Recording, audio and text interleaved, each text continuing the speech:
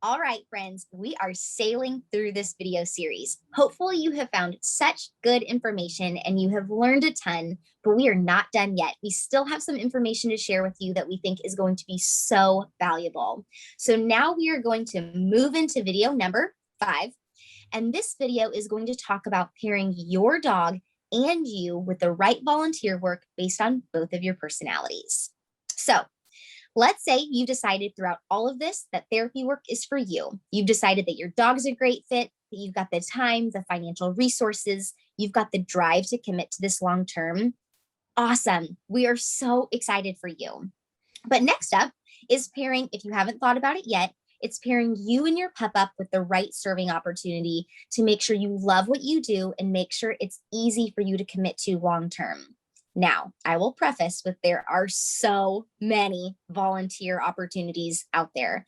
We talked about this in a previous video that we're going to link to, but you're going to constantly be feeling like you're learning something new. There's going to be more volunteer ways that can pop up all throughout your volunteer career. So just remember to keep an open mind and be open to new possibilities and new ideas that can come your way from your work.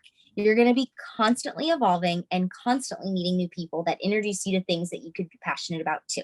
Absolutely. I think, one of the very just like basic first questions to ask yourself when you're thinking about wanting to work, with your dog and do therapy dog work is just, where does your heart take you? What kind of pulls at your heartstrings? It could be assisted living facilities. In my case, it was the hospital and nurses. It could be children's hospitals. It could be libraries. Like Christina said, there's so many opportunities. And so I think it does just require a little bit of soul searching on your part, just to kind of figure out, what direction does your heart guide you? And you'll get a lot of answers just by asking yourself those questions. Outside of kind of where you want to be, you also have to really be real with yourself, and you have to look at your dog and you have to think, what kind of environment does my dog like to be in? Does, your dog might like people, but your dog might be better with kids versus the elderly, or, it's the thing that has amazed me over the years is just how your dog will give you these little cues. And, if you pick up on them, your dog is communicating a lot with you, and you can learn so much about them and their personality, and they will let you know. And I can tell you that there is probably a certain environment that your dog will thrive in versus, say, something else. And so it might take some trial and error to figure that out. And that's totally okay. Yes. Yes. But it might, it might happen. And so it's what environment is good for your dog. But on the flip side of that, it's also what environment is good for you. Like we said, and we've touched on, you gotta be willing to be with other people gotta like them. They'll know if you don't. To do this job. But to that point, I would say, for example, if you were working in an assisted living facility, you will get to know those people. You will see the same faces every time that you go there. You will form a more personal connection. That's, that could be something that's really important to you. If you take my personal situation, I volunteer at the airport. I rarely see the same face, right? So true. And so I have made some really good personal connections, and some great bonds and friendships have been formed with the employees there. But if you look at the two types of volunteer settings, I see far more people in a shift at the airport, and I'm touching them in some way, but I'm not making a strong personal connection with them. Hopefully we brighten their day and they get on a plane and they go on their merry way. So, those are things to think about. It's where your dog is going to thrive, but also where you're going to thrive and where you're going to enjoy, spending this time. Because at the end of the day, you're volunteering your time, and you want it to be worthwhile for everybody, for you and your dog. Okay. So I was going to end with just a couple examples. Again, I'm going to throw it back to Juno, because I have some real world examples of this.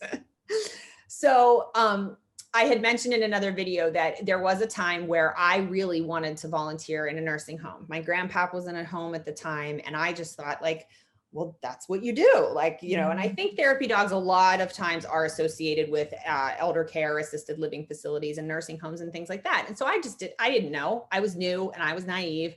And I rolled into a nursing home and it was not Juno's speed. And I even think that just given the, it was so slow paced that I think it almost amped her up because there wasn't the activity that she needed to kind of, it's almost like counterintuitive. That activity almost calms her down a little bit because it just kind of like, it fits with her, complements her personality.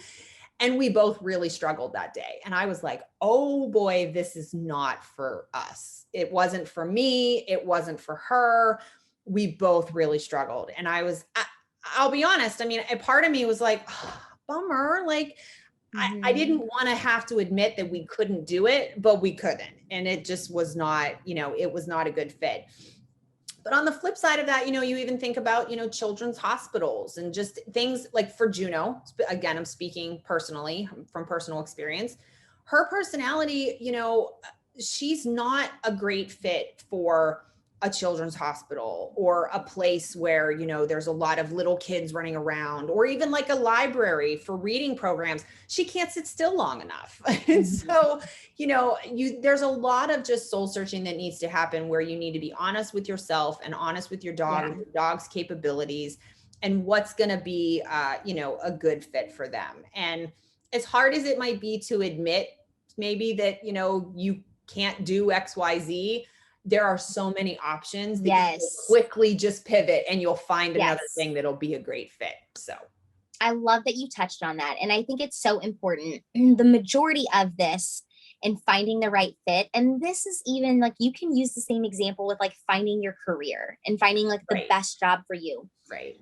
Just because you walk into the nursing home like y'all did and you were like, this is not a good fit for us, even though I want it to be, you cannot feel like you failed, because going in and seeing, and it's literally like checking the box and being like, okay, that didn't work, but let's try again. And don't see it as discouragement, see it as encouragement, because you're getting closer to the work and the true work that you're going to be passionate about long term, because people are going to be just like you said with you in the airport. Even if you have one small interaction with them, they are going to be personally touched and they will feel loved by you. And if you're in a space where you're not comfortable, you're not going to be able to love people and give them your whole heart the way that you would if you were really passionate about where you were. So stay encouraged and just continue to do that trial and error. You might get it right off the bat and you may know exactly what you want to do the first round. And if that happens to you, good. That's awesome. But if it doesn't, also just give yourself grace and know that it's totally fine to pick up and try again. And it could take a few months, but I promise in the long run, it is worth the time. So stay encouraged.